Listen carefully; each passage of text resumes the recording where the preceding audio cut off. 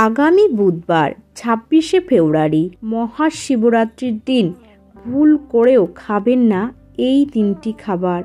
তা না হলে চরম দুর্ভাগ্য নেমে আসতে পারে আপনার জীবনে। পরিবারে অশান্তি, কলহ, বিবাদ, রোগ, জ্বালা, যন্ত্রণায় ভুগতে হতে পারে সারা বছর। পরিবারে অর্থকষ্ট ও দারিদ্রতা দেখা দিতে পারে এবং ভগবান শিবের আশীর্বাদ ও কৃপা থেকে বঞ্চিত হতে পারেন। বন্ধুরা, বিশ্বাস করা হয় এই দিন ভক্তি সহকারে ভগবান শিবের মাথায় জল অর্পণ করলে, বিশেষ পূজা পাঠ করলে পূর্ণ ফল লাভ করা যায় এবং ভগবান শিবের আশীর্বাদে সমস্ত মনস্কামনা পূর্ণ হয়। এছাড়া এই দিন খাদ্য খাবারের বিশেষ নিয়মবিধি রয়েছে যা আমাদের সকলেরই মেনে চলা অত্যন্তই জরুরি। বন্ধুরা, এমন কিছু খাবার রয়েছে যে খাবারগুলি মহাশিবরাত্রির পবিত্র দিনে কখনোই খাওয়া উচিত নয়। মহাশিবরাত্রির পবিত্র দিনে আপনারা কোন তিনটি খাবার খাবেন না এবং মহাশিবরাত্রি পুজোর শুভ সময় এবং এই মহাশিবরাত্রিতে আপনারা কোন কোন জিনিসগুলি খাবেন না সেই সমস্ত বিষয় নিয়ে আজকের ভিডিওটি আলোচনা করব। তাই ভিডিওটি শেষ পর্যন্ত মনোযোগ সহকারে দেখতে থাকুন। নমস্কার বন্ধুরা, রাখি অফিসিয়াল চ্যানেলে আপনাদের সকলকে জানাই অনেক স্বাগত। আশা করি ঈশ্বরের কৃপায় আপনারা সকলেই ভালো আছেন এবং সুস্থ আছেন। মহাশিবরাত্রির দিন ভগবান শিবকে সমর্পিত করা একটি দিন। এই দিন প্রত্যেকের সংযোগী থাকা খুব প্রয়োজন। ভগবান শিবের আরাধনা করবার দিন এই দিনটি।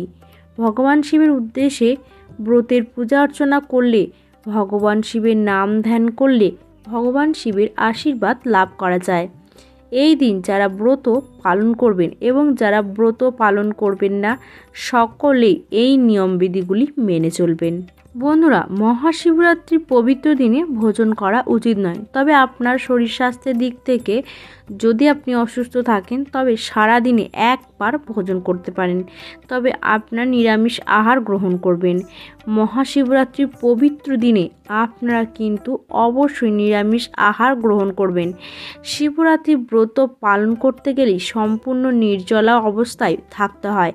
যাদের পক্ষে নির্জলা উপবাস থাকা সম্ভব নয় তারা ফল মূল, চা, দুধ, কফি, সাবুদানা তৈরি খাবার খেতে পারেন। মহাশিবরাত্রির দিন কোন তিনটি খাবার মুখে তুলবেন না অর্থাৎ খাবেন না?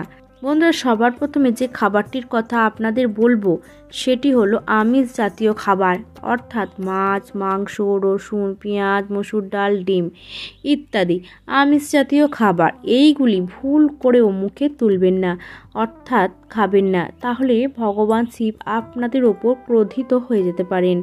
আপনি অজান্তেই চরম পাপ করে বসবেন। বন্ধুরা, এই পবিত্র দিনে আপনারা কোনো নেশা জাতীয় জিনিস গ্রহণ করবেন না। দ্বিতীয় যে জিনিসটি মুখে তুলবেন না সেটি হলো বেগুন।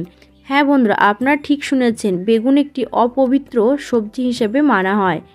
এছাড়াও একাদশী ও দ্বাদশীতে কখনোই বেগুন খাওয়া উচিত নয়। তাই মহাশিবরাত্রির পবিত্র দিনে বেগুনের কোনো প্রকারের সবজি আপনারা একদমই খাবেন না। তৃতীয় যে খাবারটি মহাশিবরাত্রির পবিত্র দিনে ভুল করেও খাবেন না সেটি হলো কাঁচা দুধ। হ্যাঁ বন্ধুরা, একদম ঠিক শুনেছেন, মহাশিবরাত্রির পবিত্র দিনে শিবলিঙ্গে কাঁচা দুধ অর্পণ করা হয়। এটা মানা হয় এই দিন শুধুমাত্র বাবা মহাদেবের মাথায় দুধ অর্পণ করা খুবই শুভ বলে মনে করা হয়। তাই মহাশিবরাত্রির পবিত্র দিনে কাঁচা দুধ সেবন করা একদমই উচিত নয়। এছাড়াও বন্ধুরা, এই দিন যারা ব্রত পালন করবেন তারা আটা, ময়দা ও ডালের তৈরি কোনো খাবার ভুল করেও খাবেন না। এছাড়াও বন্ধুরা, এই মহাশিবরাত্রির দিনে কোনো পোড়া জাতীয় খাবার একদমই খাবেন না। তো বন্ধুরা, ভালোবাসা দিয়ে এই দিনটিকে পালন করার চেষ্টা করবেন। তো বন্ধুরা, আপনারা নিজেদের মনোযোগ সহকারে এই ব্রতটি পালন করবেন। তো বন্ধুরা, আজকে ভিডিওটি এই পর্যন্তই। যদি ভালো লাগে তাহলে অবশ্যই লাইক করবেন এবং চ্যানেলটিকে সাবস্ক্রাইব করে নোটিফিকেশন বেল আইকনটি অন করে রাখবেন এরকম আরও নতুন নতুন ভিডিও দেখার জন্য। আর কমেন্ট বক্সে অবশ্যই লিখতে ভুলবেন না হর হর মহাদেব।